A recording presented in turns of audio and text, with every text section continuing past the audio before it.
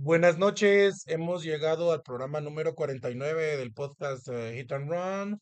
Yo sé que ayer decía 47, no sé qué me pasa a ustedes. Ando con una gripe tremenda que ya la voz se me escucha mejor, pero aún así todavía me siento un poco mal.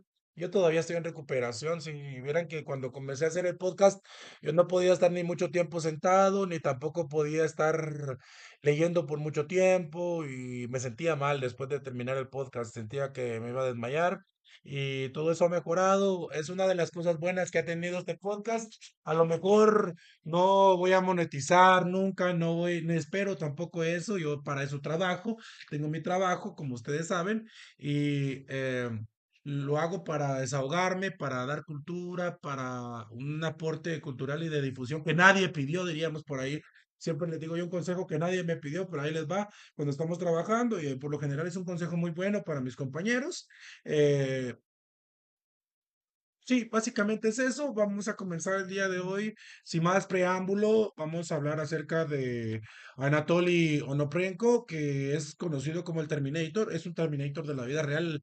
Es un soldado, un misionero, un asesino serial totalmente, ¿qué les digo yo? Desorganizado. O sea, es un caso bastante fuerte. Algunas personas han hablado de Anatoly Onoprenko, pero el día de hoy vamos a hablar de una manera criminológica de Anatoly Onoprenko, ¿no? No como las páginas que solamente lo hacen por morbo para andar ahí, eh, ¿qué les digo? Esparciendo, ¿no? Ese morbo malsano que la gente puede tener a veces por temas así, porque hay gente que no escucha la criminología por tal de aprender algo nuevo, de cómo defenderse, cómo poder analizar estas conductas y saber encontrar, ¿qué les digo yo? Algunas señales, ¿no? Pero tampoco vamos a andar por ahí por la vida diciendo, no, este es asesino, este no, porque no es así tampoco. Sería como jugar. Cuando nosotros entramos a la carrera de criminología, les cuento que ya casi cierro. Sí, ya próximamente, posiblemente voy a ser un licenciado en criminología y criminalística. Ya voy para mi EPS, que no es el eterno primer semestre, sino que el ejercicio profesional supervisado. Y lo que les comentaba es que cuando entramos, muchas personas comenzaron a escuchar las historias de... Me alejé un poquito, perdónenme. Yo estoy buscando la comida de mi hamster, pero no está por aquí, no sé por qué no está.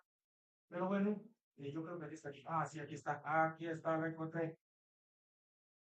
En fin, les decía que el caso es que compañeros escucharon del criminal nato y decían, este tiene la nariz chata, este tiene la nariz panda, este tiene la nariz cóncava, este tiene la nariz así, así, este es feo, entonces es delincuente, pero no son así las cosas, compañeros, no son así las cosas.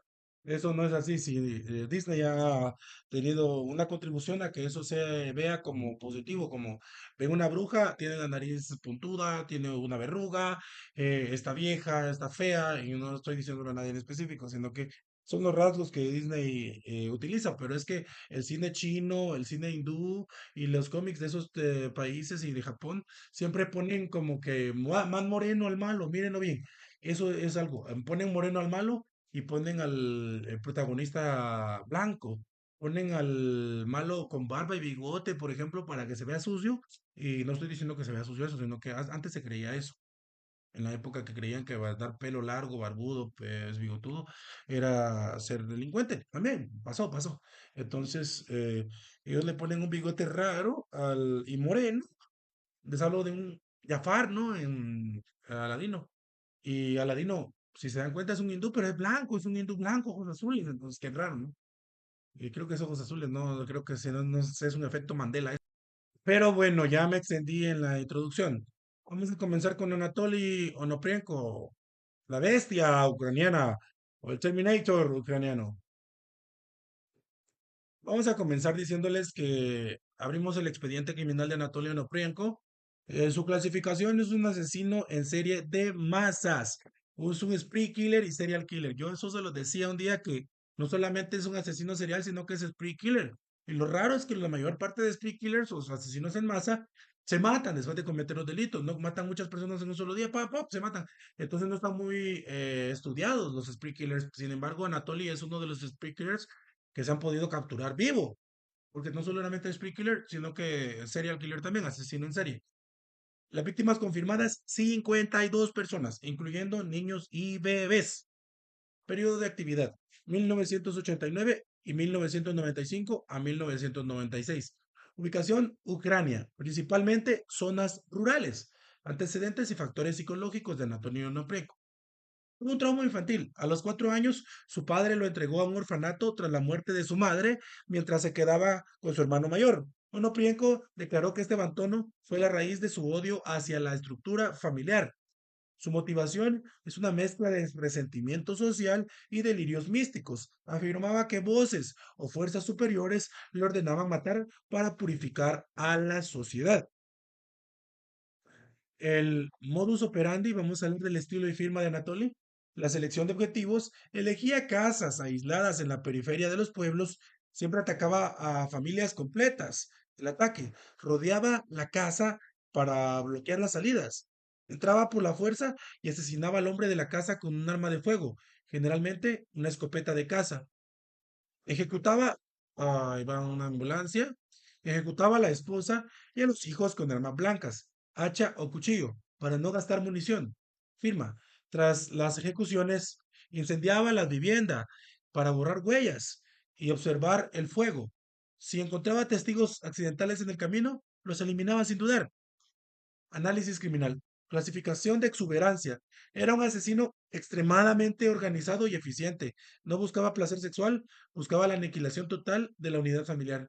En esto no estoy muy de acuerdo porque realmente dejaba todo, a veces dejaba elementos, ¿no? Que podían haber dado con él, pero en Ucrania y Rusia en ese tiempo no tenían una unidad de investigación criminal, ¿qué les digo? Operante. Miren, si no, Chikatilo, cómo anduvo bien campante por todos lados, hasta que lo encontraron prácticamente infragante y de otra manera no lo hubieran podido agarrar. Pero según dicen, ya se sabía que él era, pero como él era parte del Partido Comunista, lo protegían. Esa es una teoría, pero que no está confirmada. Trofeos. Robaba objetos mundanos y de poco valor, ropa, baratijas, electrodomésticos viejos.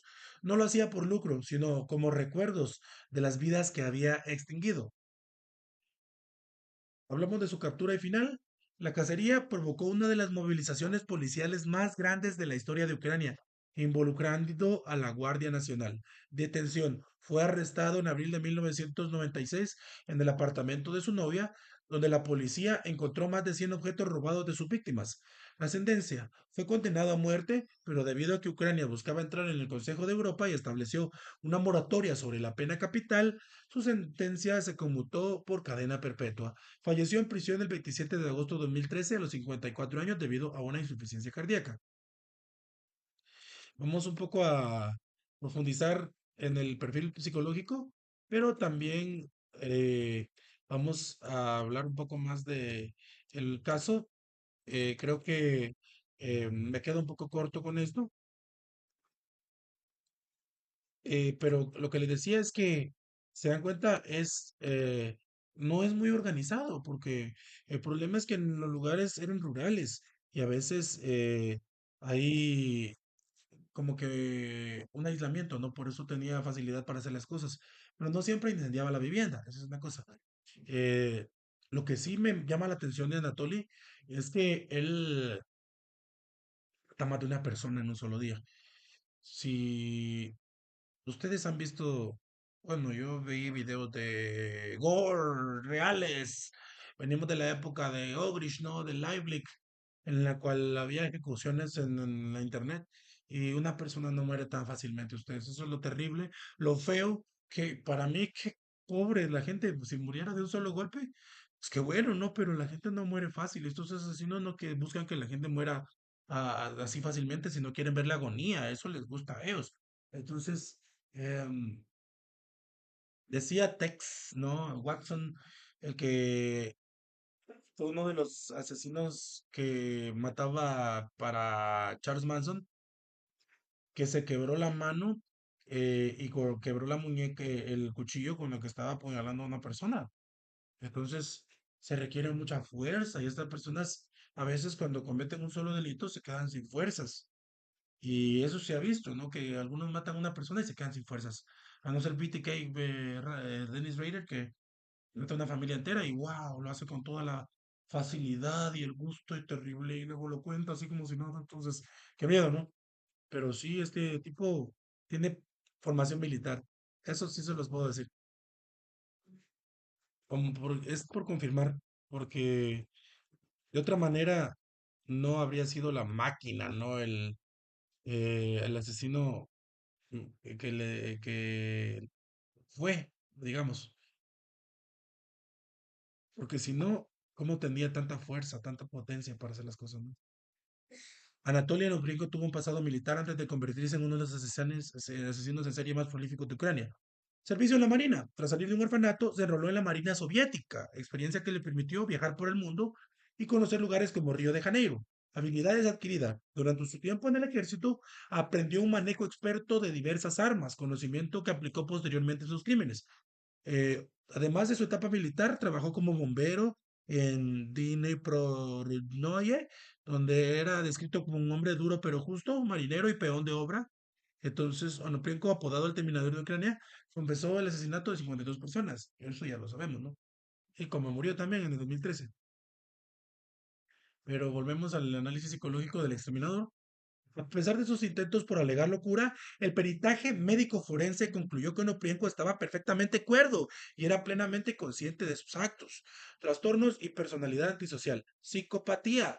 Manifestaba su ausencia total de remordimiento y una violencia puramente instrumental. Se jactaba de ser el mejor asesino del mundo. Escuchen lo que él mismo asegura. Quizá no era el mejor, pero que tenía un estilo de élite de hacer las cosas, eso quién se lo quita, porque como vuelvo a repetir, una persona para normal, pues una persona sin una formación militar simplemente comete un delito y luego incluso la conciencia le remuerde.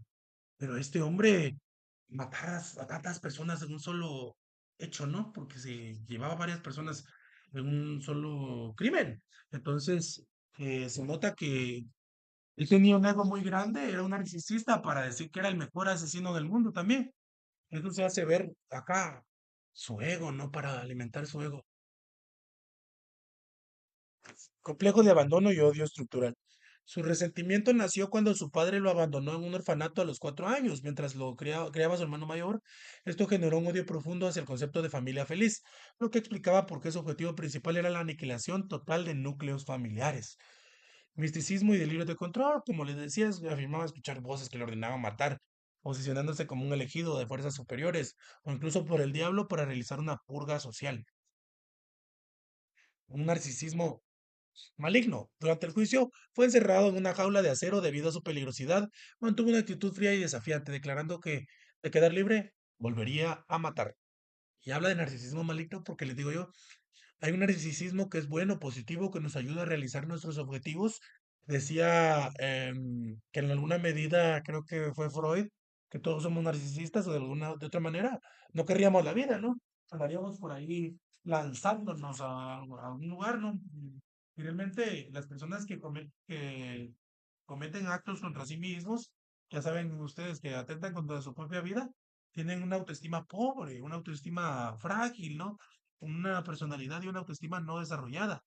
Entonces, esta persona no es así. Anatolio Onoprenko es un egoísta, es un narcisista, como bien lo dice, pero posiblemente borderline, porque los borderline son así. No me compete a mí hacer ese análisis, pero por eso dice narcisismo maligno, porque hay un narcisismo en el cual es como esa persona, les decía yo un día, que te pide dinero prestado y si no se lo das, habla mal de ti. Si no le haces un favor, se hace tu enemigo. Y así he conocido yo a muchas personas, ¿no? Registro de víctimas, casos destacados. Onoprienko confesó 52 asesinatos. A continuación, los grupos de víctimas más documentados en su historia criminal. 14 de junio del 89, en la ubicación del BIM, mata a Oleg y a Lumila Melnik, asesinados tras ser detenidos en su coche. 16 de julio del 89, en Ucrania, a Víctor Vasiliuk, de 43 años, y su esposa Ana, de 32, pareja polaca, asaltada en su vehículo. 16 de agosto del 89, en carretera a Yevgeny Podolyak, y de 35 años, Ay, se me salió un estornudo de esos. No podía más, lo siento. Su hijo Sasha, de 11 años, y sus tres cuñadas, Valentina, Paula y Lena. El 24 de diciembre de 1995, en Germania, la familia Seichenko, dos adultos y dos niños, ejecutados con escopeta recortada, casa incendiada. Ven, en no todos los casos incendiadas las casas. 2 de enero de 1996, en la región del Bib, una familia de 4 personas y un peatón asesinado para eliminar testigos. El 6 de enero del 96, en la autopista, mata a Kasai, un marino, y a Savitsky, un taxista, y además a Kochergina, una cocinera. El 17 de enero de 1996, en Bratkovichi, la familia Pilat, 5 miembros, incluyendo 3 niños, testigos Concela y Zakarko. 30 de enero del 96. En Fastiva, mata a Marusina, sus de 28 años, sus 2 hijos pequeños y un visitante. Sagranichny, de 32 años. El 19 de febrero del 96, en Olepsk, la familia Dubchak, el padre y el hijo fueron fusilados, la madre y la hija asesinadas a martillazos. El 17 de febrero de 1996, Malina, en Malina, la familia Bodnarchuk. Los padres fusilados, las hijas 7 y 8 años asesinadas con un hacha. El 22 de marzo de 1996, en Busk, familia Bogosad, 4 miembros, últimas víctimas confirmadas antes de su captura. Durante la investigación, un joven inocente llamado Yuri Mosola fue torturado hasta la muerte por la policía al ser sospechoso de los crímenes antes de que Onoprienko fuera capturado. Bueno, se dice que la captura de Onoprienko fue accidental. De hecho, como les digo, la policía no era que fueran muy buenos. La captura de Anatoly Onoprienko no fue el resultado de una brillante investigación forense, sino de una denuncia civil y un golpe de suerte que puso fin a su reinado de terror en abril del 96. La denuncia familiar. Tras años eludiendo a miles de agentes, Onoprienko fue delatado por su propio primo. El asesino se había refugiado en la casa de una novia en Yavoriv, región del Viv. Su primo, sospechando de su comportamiento extraño y al ver que poseía objetos que no le pertenecían, alertó a las autoridades mediante una llamada anónima. El hallazgo accidental. Cuando la policía registró el apartamento el 14 de abril del 96, no esperaban encontrar al Terminator. Sin embargo, ahí estaba él, junto con un arsenal de 122 objetos robados de sus víctimas, incluyendo la escopeta de caza TOZ-34 que utilizaba para las ejecuciones. La confesión en cascada. Inicialmente, Onoprienko solo confesó 8 asesinatos cometidos entre el 89 y 95. Sin embargo, bajo custodia, sin mostrar el más mínimo remordimiento, terminó admitiendo la matanza de 52 personas en un periodo de 6 años. Por eso es que estamos hablando primero de estos señores rusos y ucranianos, porque ven ustedes 50 víctimas, 21 víctimas, al menos, ¿no? Entonces, son casos de... La captura fue accidental, en el sentido de que ocurrió mientras la policía ucraniana estaba bajo presión social asfixiante. En su desesperación por atrapar al culpable, las autoridades habían llegado a torturar hasta la muerte del joven inocente Yuri Mosola, apenas unas semanas antes de dar con el verdadero asesino. Noprienko fue finalmente condenado en un juicio donde se le mantuvo en una jaula de acero para protegerlo de la multitud que pedía su ejecución inmediata. Bueno, se dice que el juicio fue muy mediático, pero no vamos a profundizar en el juicio. Ustedes pueden hacer su investigación también, eso me gusta, que ahí tengo compañeros que hacen su investigación, me dice, fíjate que encontré tal cosa también, muy bueno, eso está, qué excelente. Ahora vamos a leer poemas, el poema siguiente es Claridad de Miguel Ángel Asturias, Claridad lunar. Te eternizas, claridad lunar, en las calles de Antigua, meditada por los viejos aleros del solar, de Pedro de Betancur y más aseada que el agua torcaz en el palomar, en los arroyos, y como en Granada te eternizas, claridad lunar, en esta ciudad de agua destilada. Olvido en polvo que se torna espejo, llanto para lavar las armaduras, resonantes del eco en cada ruina. Te eternizas como las quemaduras del amor que nos deja en el pellejo un camino de sed que no camina. El amor, por Miguel Ángel Asturias. Yo sé que hay gente que habla mal de Asturias, que sí, que su tesis, que no sé qué, que le hagan. Entonces yo separo la persona de la literatura. Ustedes, el arte de una persona es diferente a la persona en sí. El arte es la expresión de la belleza del alma, ¿no? No es la persona en sí. Ah, suave afán, cabal e inútil pena, clima de una piel tibia como un trino, en secreto misterio la cadena, forjando está con solo ser divino. Astral tonicidad de sus recreos, preciosa soledad de sus combates, en linterna de alarma sus deseos, quemando está de campos a penates, eternidad de pétalo de rosa, silencio azul de álamo que aroma, manjar de sombra con calor de esposa, fruto prohibido que en el polen hierra, tejiendo está con alas de paloma el vestido de novia de la tierra. Espero que no se escuche mucho la música, haga eso. Pero bueno, dos poemas de Miguel Ángel, ¿no? De Michelangelo Buonarroti. Vivo en pecado, de mí muriendo vivo. La vida no ya es mía, sino del pecado, mi bien del cielo, mi mal de mis actos, por mi suelto querer del que estoy privado. Sierva mi libertad, mortal mi divo. En mí se ha hecho, oh infeliz estado, ah, qué miseria, a qué vivir he nacido.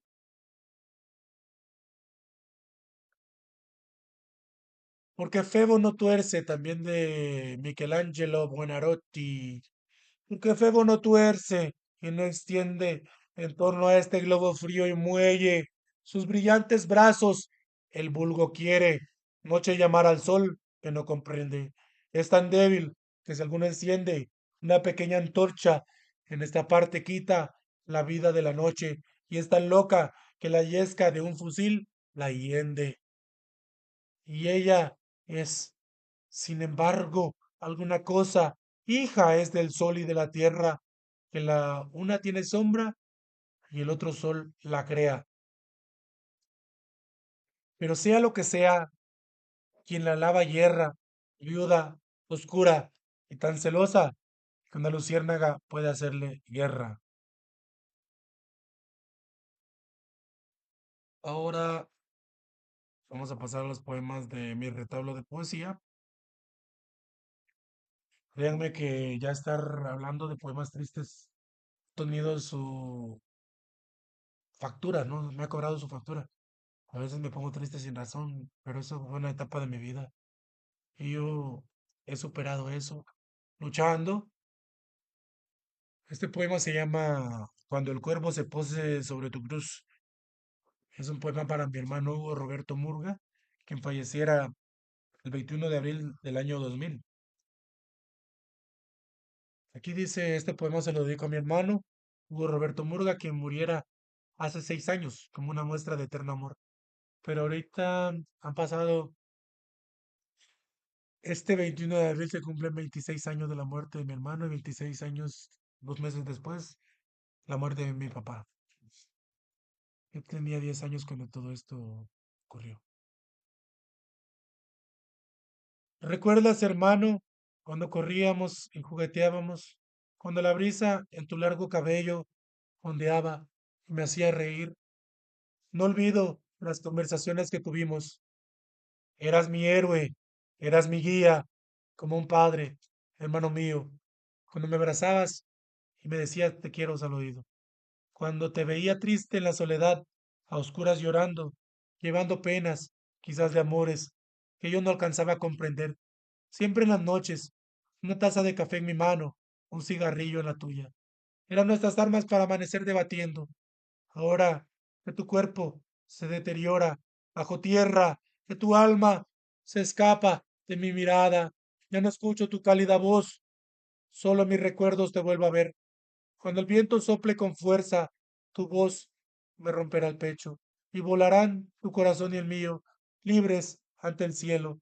Llegarán y se unirán, hermano mío, cuando el cuervo solitario sobre tu cruz se pose Estaré yo arrodillado en tu tumba, esperando morirme, hermano mío. Jamás te olvidaré. Era un noctámbulo, mi hermano. Tenía el pelo largo. Y sí, me decía que te quiero mucho y así. Pero realmente, eso fue un sueño, ustedes. Cuando me decía en el sueño, te quiero mucho, hermano. No tengas miedo, yo te voy a cuidar. Te voy a librar de cualquier problema. Fue una noche que yo me acosté llorando, creo yo. Que soñé que él me ayudaba así. Y luego sale este poema, ¿no? Siempre peleábamos, andábamos molestando, amanecíamos hablando y él era bastante difícil de expresarse, ¿no? Costaba sacarle las palabras, entonces, aún así yo le tenía mucho cariño a mi hermano Hugo. Creo que ya les hablé de él en uno de los podcasts.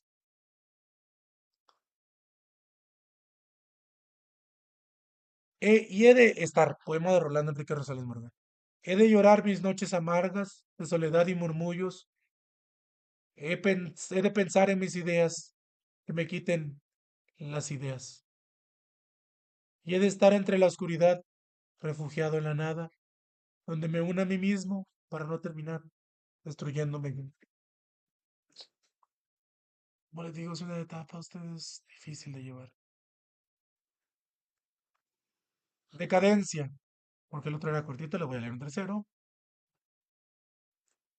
Decadencia, murmullo de mares impulsivos, aproximaciones a la hora cero, cuadros manchados con sangre inocente, veneno en copa que salva al pueblo, mientras en la sublime vega de la mente mi torturado niño vaga, sus negras alas se iluminan de tintes irónicos, el velo en los ojos de la justicia a veces es más grande que el cielo mismo, a veces siento que el vacío al que me aproximo es más todo que el mundo mismo, más fértil que los campos de Zeus, estimulada la herida para que la sangre brote, agudizado el lamento para desahogarse. Hay momentos en los cuales no hay un solo indicio de mi yo. Prefiero desaparecer porque aun cuando estoy, nadie me ve. Hemos llegado al final de un programa más. Espero que les guste. Suscríbanse, comenten, den like, compartan. Una excelente noche.